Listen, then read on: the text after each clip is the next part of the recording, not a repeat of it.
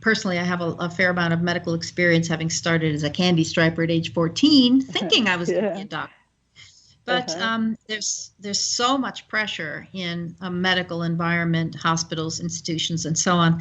And how you, as someone who's actually done it and been through it, but also Seema and Mindy as the characters, staying intact, both mentally and physically, with all the demands on them, even while they're there to serve others. Talk about that dynamic a little bit. How do you handle that? Yeah. Well, it's tricky, and through training, hopefully things have changed since I trained, but I don't know, I'm sure it has, but, we weren't really, we were so busy taking care of everybody else. I mean, I remember when if you were sick as an intern, you get sick, because if you were sick and you had to take a day off, that meant more work for everybody else.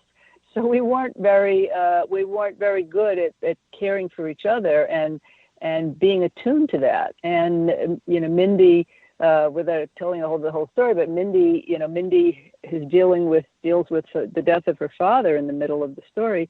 And, in a way, she wasn't really, she was given some time off, but then she was thrown back into a situation that probably she could have been put in a different ward. She could have been put somewhere differently. That might have made her return to being a clinician, made it easier. And so there's always there's personal stuff. I mean, when you're an intern, you don't have much time for personal life from the first couple of years of training. But we still have relatives and friends outside who don't always understand what we're going through. But there is life outside, and it's very hard to balance that, especially during training. It's very, very difficult. Even medical school, we lost quite a number of marriages in our first year of medical school, because it's just how do you compete with medical books, and the time that we had to put in. And Mindy Seema, the orderly, has her own stuff. She's got her relationship with her mother, which is fraught with challenges. And she wants to go beyond her mother's expectations of her. Her mother has a 6th grade education and thinks that, Seema should just be happy that she's got a job, and a good job, and she's not, suffering anti-Semitism. She's out of Poland, and she's in America. But Seema wants more than that. She's smart, and she wants to do more than that. And she has to untangle herself from that web that she's grown up with, plus all the trauma that she and her mother lived through, and how that's affected their relationship and their expectations of each other. Yeah, for sure. Now, another thing you bring up, which you probably did experience yourself, and I did in the hospital, and that is the kind of intermingling of prejudices that surface sort of willy-nilly, even though when somebody's in a hospital gown and sick in a hospital bed, we all become the same, Yeah, So talk about that and how you wove that into the story, and maybe your own personal experience with that.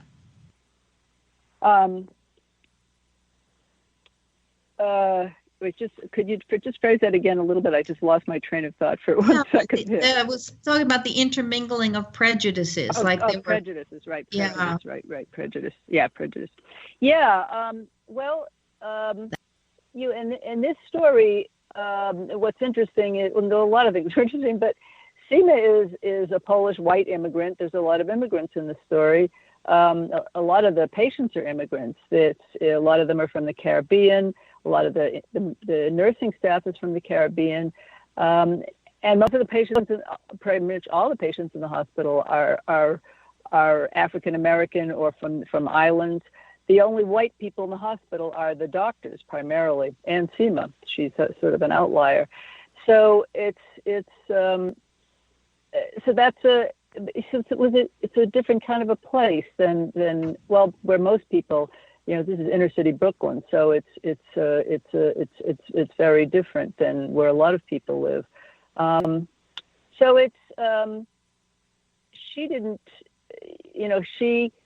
didn't personally experience that in the hospital, but she had prejudice. She grew up in Poland, and it was post World War II. but it was still a very anti-Semitic place, even though the war was over, long over when she was born. But her mother went through that, her family went through that. And in America, she could, in New York, there were more Jews there than almost any place in the world. So she didn't feel it from that point of view. But she, I think, could connect in a lot of ways more with she wants to become a physician. She thinks she's smart and people are supporting her. But she feels more comfortable really with the poor people that are even though their backgrounds are very different, I think she connects her own suffering more with the challenges that they've had in their lives.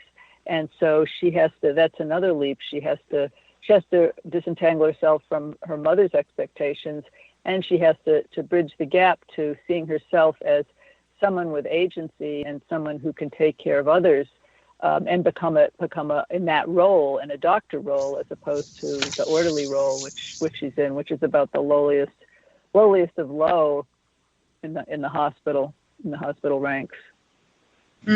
For sure. And I thought it was interesting too that you mentioned in the story that while the residents of any place can go to any hospital, and the hospital in your story is a county hospital, and a psych ward, not psychic, psych.